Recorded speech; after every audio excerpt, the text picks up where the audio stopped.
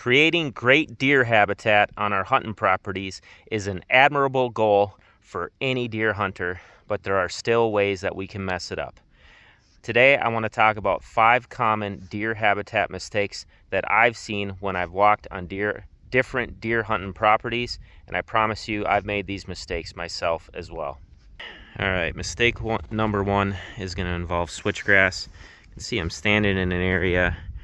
Switchgrass there, switchgrass over there, switchgrass over there, some switchgrass over there, and I got a strip of switchgrass right up in there. So clearly I use switchgrass a lot. And I'm walking in this area here on a deer trail. You can see it's right along the switchgrass. But here's the thing about this switchgrass. This is an edge for the deer. So there's a reason why this trail is running adjacent to the switchgrass. They're not wanting to pile in this switchgrass. This is a very thick planting of switchgrass. They're wanting to get up over the hill to something even better. So here's what the deer are wanting. They're wanting this thick, woody stems. There is a reason why they are piling into this type of cover right now and not piling in to the switchgrass right now. Switchgrass bedding, there is a time and a place for it, but I would never ever trade out this type of cover for switchgrass. I've literally heard it recommended by a different consultant one time where they recommended to kill aspen to plant switchgrass. Aspen is one of the best types of cover and woody browse that we have up here in the north. That is terrible, terrible advice. We don't trade this kind of cover for switchgrass. This is what our deer survive on. This is what the deer pile into in the fall. This is one of the best bedding areas on our farm. And I could have very easily, when this was an old pasture, come into this area and right after the cattle got taken out, load this little bottom up in switchgrass, but then I wouldn't have had all this. This is what I want. We want woody stems. We don't trade a superior form of cover for switchgrass. So why do I have a thick planting of switchgrass along this edge right here? Because switchgrass, its best usage is to create screening and enhance your better cover that you have on your farm, your bedding areas. This is an enhancement of this bedding area. I loaded this hillside up with switchgrass because I wanted to add security to this bottom, and it has worked in a very, very big way. This bottom held deer before. With all this added security with this switchgrass around it, it is really piling in the deer in the fall. So it's worked great as a screen. It's worked great to enhance this bedding, but I would never put this in here because this is superior. And as a bonus tip, since we're talking switchgrass, monoculture switchgrass plantings are not great deer habitat. This right here is primarily a monoculture of switchgrass. I planted it as a monoculture because I wanted it to create that buffer between access and where the deer are bedding. So it gave me a buffer, it gave me screening, it enhanced my bedding down there. But generally, I do not see a ton of bedding out in the switchgrass because I planted it thick. So if you hear somebody that's telling you to plant a thicker the better, that you want a thick monoculture of switchgrass, odds are they are in big egg country where there is no cover for miles around them. In that scenario, you can bed deer in a thick monoculture of switchgrass because it's the only option in the area. So of course deer are going to bed in it. But if you're in a scenario like mine where it's more mixed egg, if you're looking to bed deer in switchgrass, you want to make sure that you have lots of edge in that switchgrass. You have lots of open spots. You have other plantings. You have shrubs. You have conifers. You allow spots for herbaceous growth. Generally, a thick planting of switchgrass is actually going to deter deer, not pull them in. And even if you're in Big Ag, I'd still be looking for more diversity, because right now, as this stands, this is not food. It's cover, but it's not food. So I'd rather have food within the switchgrass and the woody browse, the forbs, things like that, so that you can pull the deer in there a little bit more. All right, mistake number 2 is going too heavy on one type of food plot forage, or planting food plot forages that don't work well for the particular time of year that you plan to hunt a lot.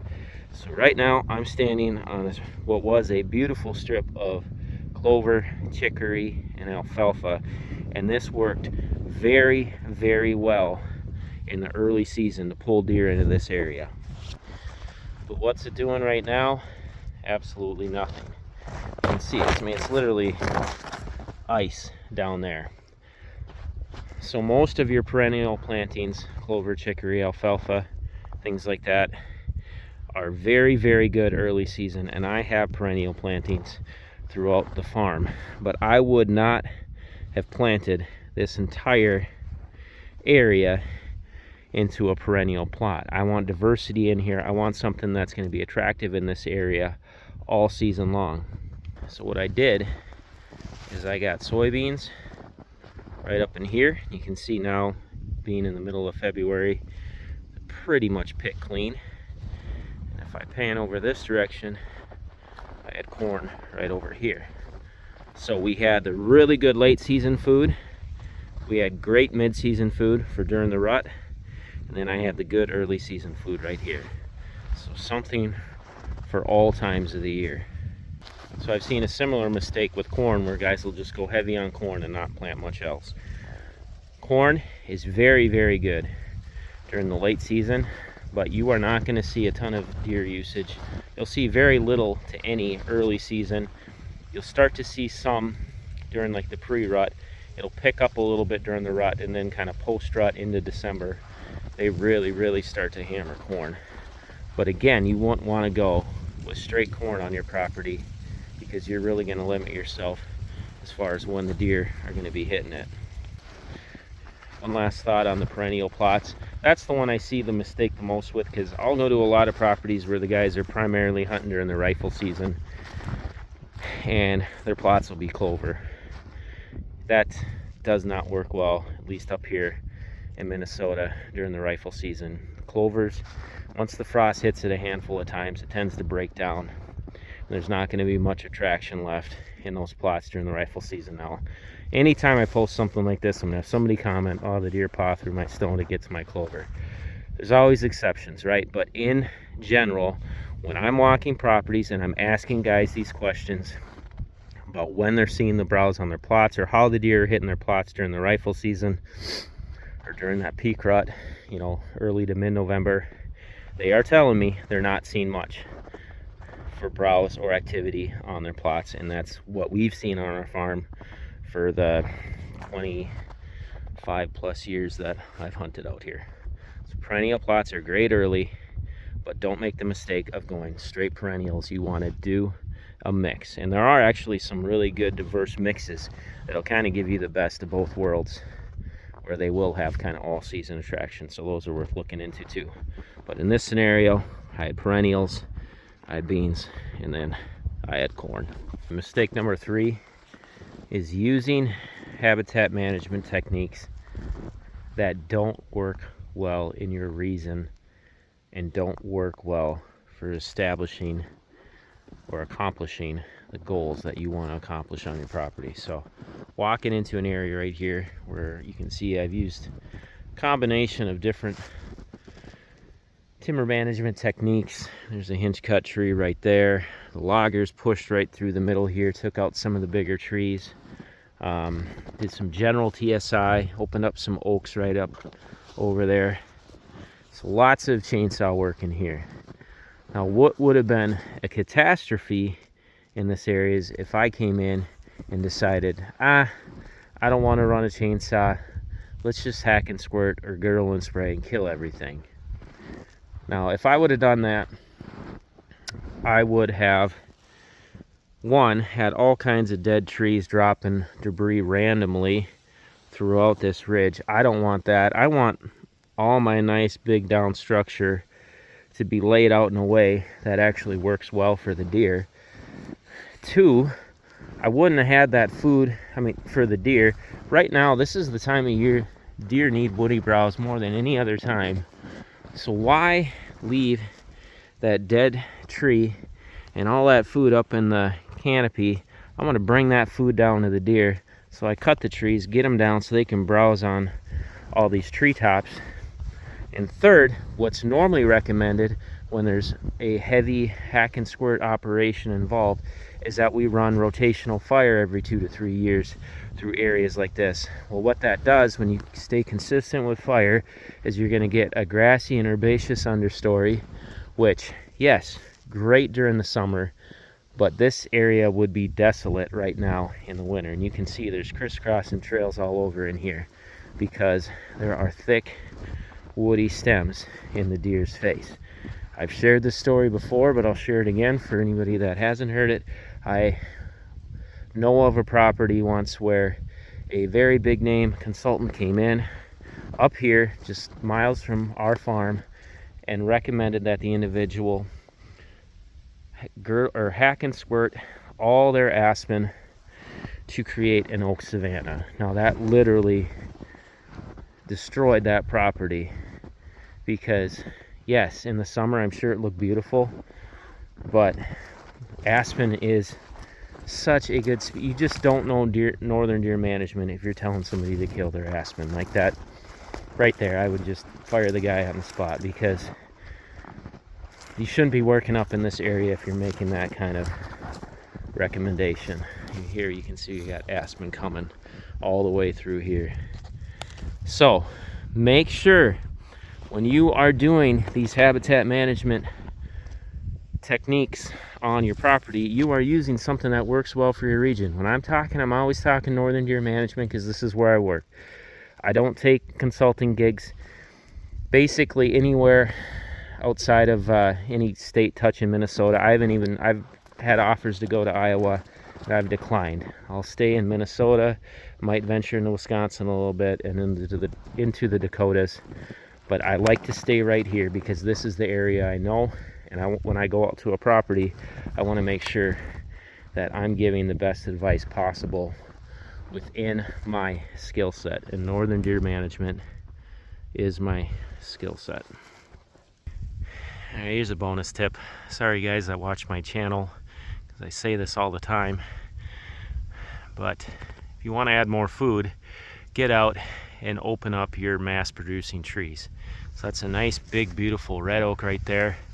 You can see left side of the tree, great growth. That's where it had freedom to grow. There were no other trees restricting it. Right side was being restricted. So what did I do? A couple winters ago, came in, knocked down these big maples that were around it. Now I'm giving opportunity for these branches to start to stretch out this way. More stems equals more acorns, which equals more food. And as a bonus, all these trees that I knocked down are now food for the deer, as well as additional sunlight for that regeneration to come up underneath. Another thing to consider when you're doing your TSI like that is trees, when they have been growing up next to other trees, if you completely open them up like this one, there are times where they're not truly wind hardy. So now this tree's sitting wide open. It's got these winds booking across those fields to the west, hitting this tree. These trees were helping to support it. It was sitting wide open, or it is sitting wide open now. So sometimes you might lose trees when you open them up too fast. This one was a nice big healthy tree, so I wasn't worried about it. And you can see there's not a single broken branch on it. And here I got a couple other ones that are sitting wide open and they're not losing branches either. But if your tree does look kind of weak, they may, like there's a, I don't know what that is. I think that looks like a maple from here. You can see the top snapped off that one. I'm sure the wind hit it head on and it wasn't very wind fast and broke off. So keep that in mind, but generally opening up your oaks is a very good play, or any of your mass producing trees is a very good play to get more food on your property. Here's one I see a lot, and it's when guys go heavy on CRP on their ground and they go heavy on CRP mixes. Now you can see here, actually both sides of this tree line have been dug up, and we're letting the Amish farm them. It's right at the end of the driveway here at our farm. But this was in a CRP mix before these other parts got dug up. So in between these two rows of plums, we aren't letting the Amish farm it. And this was a beautiful mix of tons of different pollinators, and then there was some big blue stem, actually a little bit of switchgrass. That's switchgrass right there. Quite a bit of big blue stem, probably a little Indian grass. I didn't really see that come up that well, and I'm guessing some side oats gamma was in there as well. But either way, this mix was planted throughout this 4 acres at the end of our driveway, and this is what they tend to look like this time of year and even into the fall. So I can see the pollinators in there kind of poking up through the snow. You know, there's one, there's some right there. Maybe some black-eyed Susan, I'm not sure what that is, but anyway, they leave a lot to be desired when it comes to good deer habitat. So normally in these mixes, the grasses are planted a little bit thinner, so there is a lot of space for that nice herbaceous growth that they have mixed in, those good pollinators. But you can see this doesn't leave much for the deer in terms of cover. Now, I've shared in other videos, I like the herbaceous growth. There's a huge benefit to it. But when you do 25 acres of this, or 50 acres of this, or whatever you have in CRP, you're gonna have a lot of space that's not doing much for you during the deer season. There's my big blue stem. I can think of one landowner that has told me his CRP blend bedded a few deer, but most of the time this is more of what I see in those big open spaces. I would much rather you do shrub plantings like the ones around here, some switchgrass pockets, conifer plantings, things like that, when you're trying to build up a fallow area.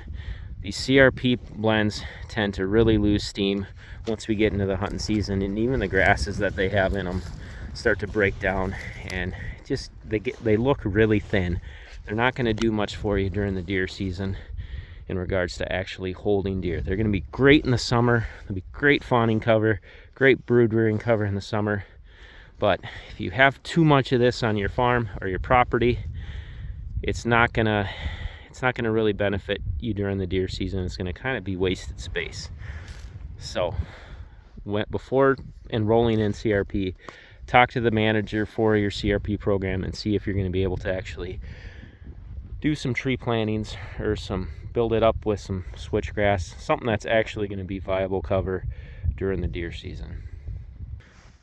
Here's a big one to end on, and that is not treating your invasives before you start cutting in the timber.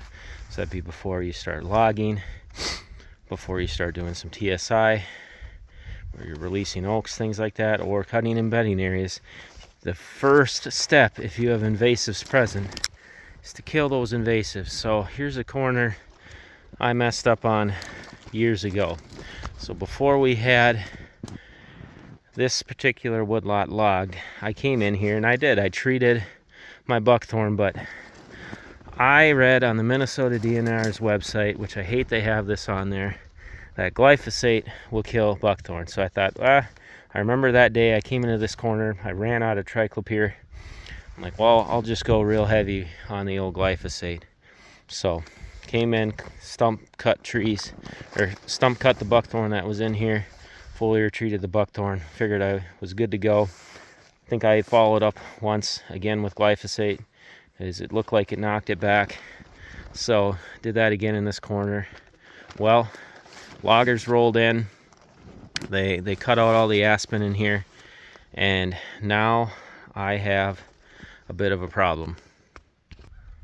So all these young stems right here, all this right here is buckthorn. Now I got tons of aspen shoots coming up amongst the buckthorn, but the buckthorn is in here, and it's in here thick because what happened is we took the aspen out of here, so we got a pile of sunlight in here, and the buckthorn just absolutely exploded. My stumps that I treated resprouted. Some of the stuff I foliar treated died, I think, but a lot of that resprouted as well. I think I did all my treatment 1 year. Now with buckthorn, I always do 2 or 3 years of treatment before I even think about cutting. So I didn't wait to double check to kill any of the residual buckthorn that was here. I basically just got too anxious to want to cut this corner, and now I have a mess. And this particular corner, fortunately this woods isn't loaded, it's just literally right in this corner here. So it's not completely loaded with buckthorn, but this corner is a mess. And now, with as thick as it is, I'm not gonna crawl through here and treat all these. This is all buckthorn. All these young buckthorn stems. What I'm gonna do is wait for this aspen to grow up and mature, and let the buckthorn grow up and mature, and then I'll come in when I can move around a little bit easier and start to stump treat this stuff. Now the aspen is coming in so thick that I know it's going to choke out some of the buckthorn, which is a good thing. But if I would have done this the right way, coming and killed this over a 2 to 3 year period before we logged, I wouldn't have to deal with this cleanup and this mess that I got now. So if you have invasives present in the woods on your property, get in there and treat them prior to doing any type of cutting. So habitat work is great, but just make sure that you do it right the first time. All right, y'all take care. God bless.